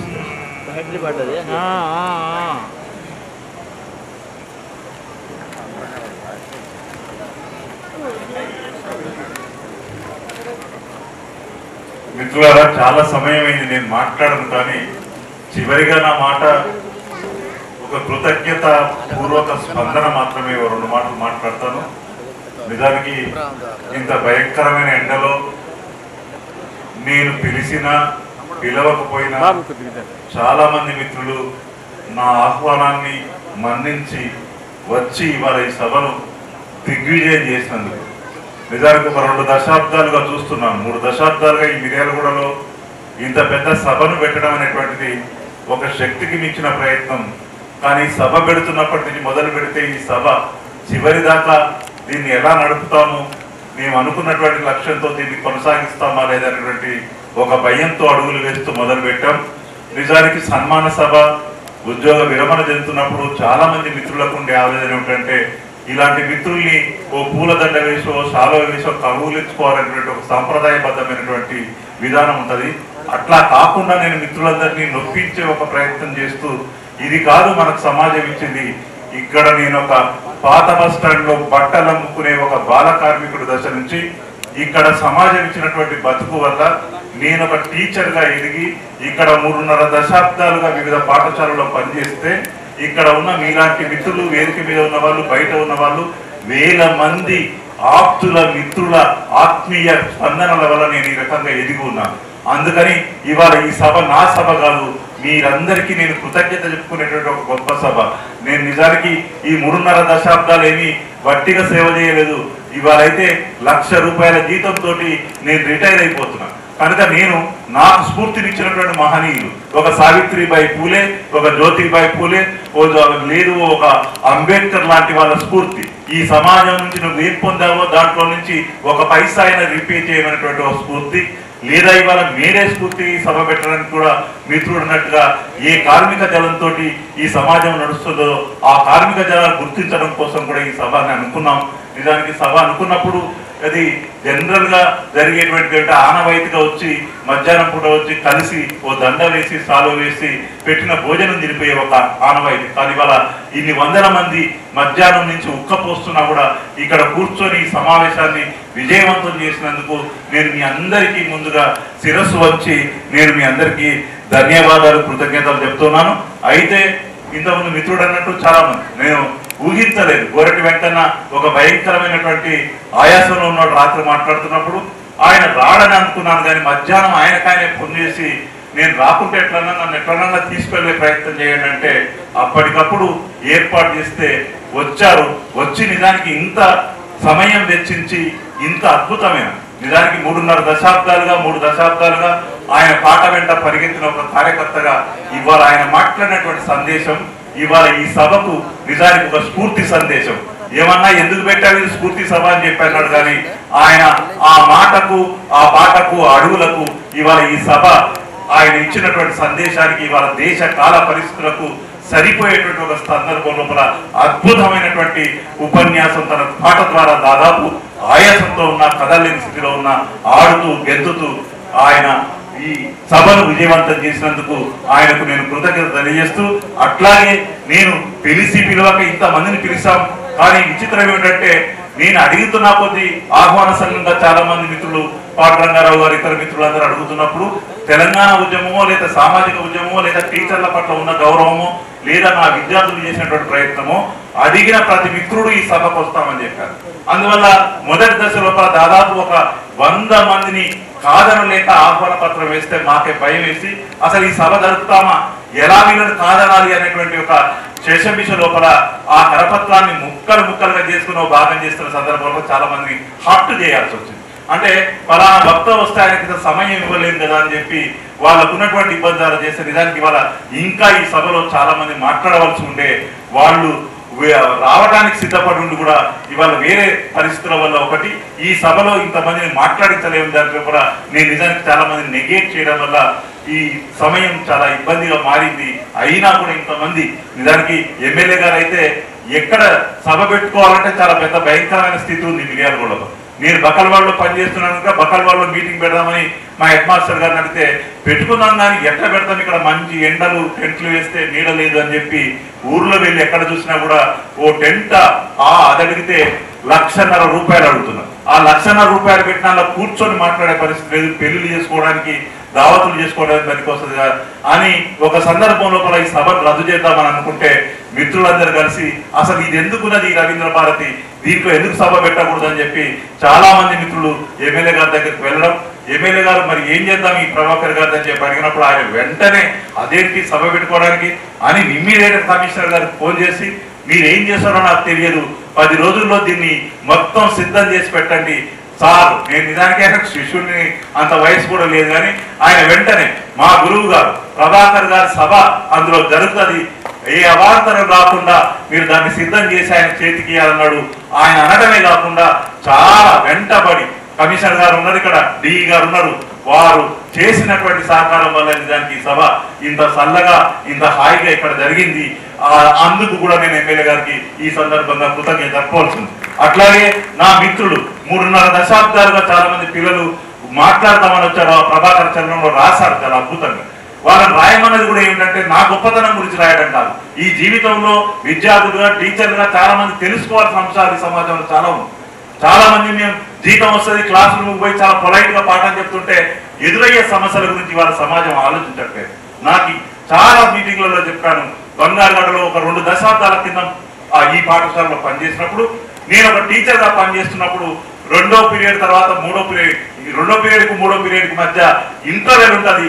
ఈ ఇంటర్వెల్ ఒక పిల్లవాడు రోజు తప్పించుకొని పోయి లేటుగా వస్తుంటే ఏమిట్లా ఇట్లా లేటుగా వస్తున్నావు అని చెప్పి నేను చాలా సహజ స్వభావంతో చాలా మంది టీచర్లు తిట్టడమే తిట్టడం లేదా నువ్వు ఏం చెప్పినా వింటలేమని వాడు చేతులు కట్టుకొని చాలా మౌనంగా ఉంటే వాడిని మందలిస్తే వాడు వచ్చి ఏడ్చాడు క్లాసు. ఏమైందా చెప్పకుండా ఏడుస్తున్నామంటే వాడు చెప్పిన కారణం ఇవాళ నా ఉపాధ్యాయ జీవితాన్ని మార్చేసింది. వాడు చెప్పింది ఏమిటంటే, మీకేం సార్, మీకు జీతం వస్తుంది, మీకు భార్య ఉంటుంది, పిల్లలు ఉంటారు, మీకు ఇంటికాడ వండి పెడతారు, మీరు తిని వచ్చి ఇక్కడ పాఠం చెప్తారు. కానీ మా అమ్మ రోజు పొద్దున 4 ఇళ్లలోకి పోయి అక్కడ అంట్లు దోమి వాళ్ళ ఇంట్లో మిగిలిపోయిన పాషాన్నం తీసుకొస్తుంది ఇంటర్వెల్కి. నేను ఇంటర్వెల్లో పోయి అది తిని రావాలి, నీకేం సార్ అన్నాడు. ఏడ్చాడు, దుఃఖపడ్డాడు. ఇట్లాంటి తరగతి గదిలో పిల్లలు ఉన్నారు ఈ సమాజం లోపల, వాళ్ళ కోసం పనిచేయాలనేటువంటిది నిజానికి నాకు పిల్లలు ఇచ్చినటువంటి స్ఫూర్తి. అట్లాంటి ప్రయత్నం వల్ల బహుశా ఈ 3.5 దశాబ్దాలుగా ఉపాధ్యాయ ఉద్యమం లోపల, విద్యార్థి ఉద్యమం లోపల, తెలంగాణ ఉద్యమం లోపల ఎందుకు శక్తికి మించి పనిచేస్తామంటే ఈ సమాజం మారవలసి ఉన్నది. ఇంకా ఈ సమాజంలో చాలా మార్పు రావాల్సి ఉన్నది. దానికి అందరూ ప్రయత్నం చేయవలసి ఉన్నది. వాళ్ళ స్ఫూర్తిని మనం తీసుకోవాలని చెప్పి ఇవాళ వీళ్ళందరి ద్వారా ఆ మాట పద్ధతిని మాట్లాడిస్తున్నాం. అందుకు చాలా ప్రయాసాలు కోర్చి వచ్చినటువంటి మా కోటేశ్వరన్న అయితేమి, పొద్దున మాట్లాడినటువంటి వక్తలందరికీ కూడా నేను శిరస్సు వచ్చి నమస్కరిస్తూ ఈ సదస్సును విజయవంతం చేయడం మాత్రమే కాకుండా నన్ను పెద్ద హీరోని చేసి నిలబెట్టారు. నిజానికి నా హీరోయిత్వంలో ఏది లేదు, మీలాంటి వాళ్ళందరి స్ఫూర్తి ఉన్నది. ఆ స్ఫూర్తిని వీలైనంత వరకు కొనసాగించే మీ అందరి సహకారంతో చేస్తానని ఈ వేదిక ద్వారా చెబుతూ మీకు మరొక్కసారి అందరి మిత్రులకు శిరస్సు వంచి నమస్కరిస్తున్నాను ఈ సభను విజయవంతం చేసినందుకు. అట్లాగే ఈ సభ ద్వారా పొరపాటున నిజానికి ఎవరికి వ్యక్తిగతంగా ఫోన్ చేసే అవకాశం లేకుండా పోయింది నాకు. అట్లా ఫోన్ చేయలేదని అడిగినటువంటి మిత్రులు చాలా మంది మీటింగ్ రాకుండా ఉన్నారు. అట్లాంటి మిత్రులకు కూడా ఈ వేదిక నుంచి క్షమాపణ చెప్తున్నాను. బహుశా కొంతమంది మిత్రులు చూస్తుంటారు, మేము సమూహం అనేటువంటి దాని మీద వేదిక వేస్తే ఫేస్బుక్ చూస్తున్న వాళ్ళకి అర్థమవుతుంది. ఒక వారం రోజులుగా దాని మీద చర్చలు జరుగుతున్నాయి. ఈయన ఫలానా వాళ్ళకి వ్యతిరేకంగా ఈ సభ పెట్టాడని, ఈ సభలో పాల్గొంటున్న వాళ్ళు దీనికి వ్యతిరేకమైన వాళ్ళని చెప్పి ఒక మెసేజెస్ కూడా ఫార్వర్డ్ చేశారు. నిజానికి ఈ సమూహ సంగమం అనే పేరే ఇవాళ దేశంలో ఉన్నటువంటి పరిస్థితికి భిన్నంగా ఏ భారత రాజ్యాంగం అయితే చెప్తున్నదో మనం అందరం ఒకటి ఈ రాజ్యాంగాన్ని కాపాడుకోవాలనేటువంటి ఒక ప్రయత్నం లోపల అందరం ఒక తోట పువ్వులాగా కలిసి ఉండాలనేటువంటి ఒక ప్రయత్నంలో మాత్రమే పెట్టాం. ఎవరిని బాధ పెట్టాలని, ఎవరిని ఇబ్బంది పెట్టాలని కాదు. కనుక ఆ మిత్రులకు కూడా ఈ వేదిక నుంచి నేను విజ్ఞప్తి చేస్తున్నాను, మీకు ఏ రకమైనటువంటి ఇబ్బంది అయినా నా వైపు నుంచి జరిగితే క్షమించమని కోరుతూ, అట్లా ఈ సభకు వచ్చినటువంటి మిత్రులు కూడా చాలా మందికి లేట్గా రావడం వల్ల పొద్దున చాలా క్రష్ అయిపోయి చాలా మందికి భోజనం కూడా దొరకనట్టుగా అయిపోయింది. నిజానికి 1000-1500 మంది చేసినా కూడా అది పొద్దున సరిపోలేనటువంటి స్థితి వచ్చింది. అందుకు కూడా నన్ను క్షమించమని కోరుతూ, నేను ఇంతమంది వస్తారనుకోలేదు.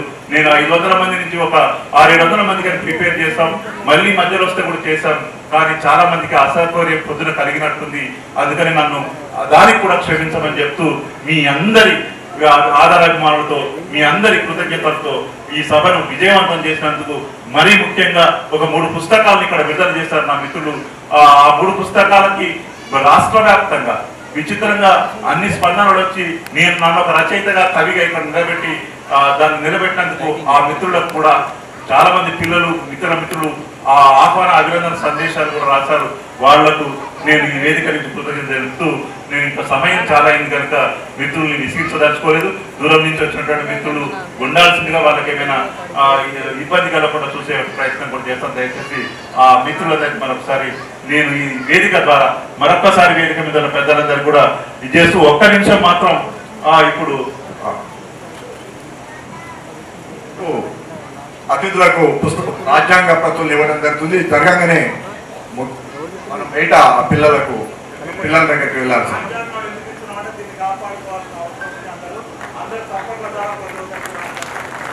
కాపాడుకుందాం మన రాజ్యాంగాన్ని, కాపాడుకుందాం మన రాజ్యాంగాన్ని, కాపాడుకుందాం మన రాజ్యాంగాన్ని. నేను ఇంకా మన గోల్డెన్ ఉందా ఇక్కడ అన్న మేము ఒకటి చెప్పినాం, జై బాబు, జై భీమ్, జై సంవిధాన్. మా కాంగ్రెస్ పార్టీ నినాదం అదే, రాజ్యాంగాన్ని కాపాడాలి. మా కాంగ్రెస్ పార్టీ నినాదం అంటే.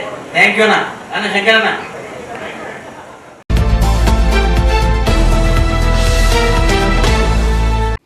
చూస్తూనే ఉండండి నందికొండ వార్తా స్రవంతి. లైక్ చేయండి, షేర్ చేయండి, సబ్స్క్రైబ్ చేయండి. జై హింద్.